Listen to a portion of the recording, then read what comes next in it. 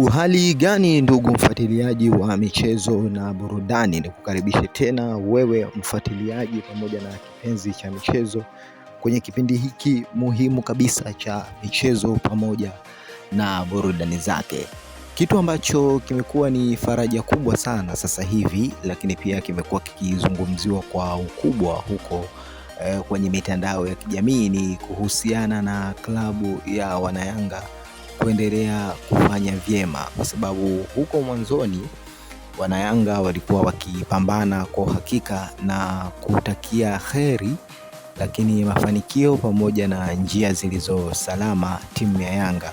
kuweza kutusua kufika kwenye hatua kubwa katika hii michuano muhimu ambayo inaendelea sasa hivi hapa barani Afrika. Na kwa hakika mchezo mwanzo tu wa ufunguzi, Yanga waliweza kuonesha ule ukubwa wao, lakini jitihada pamoja na mbinu mpya ambazo Mwalimu Pedro amekuja nazo Yanga zimewasaidia kuweza kupenya na kuendelea mbele. Safari ya Yanga imeanza kwa kishindo kwelikweli, kwa sababu iliaminika ya kwamba timu kubwa kama AS FAR Rabat kuweza kukabiliana na Yanga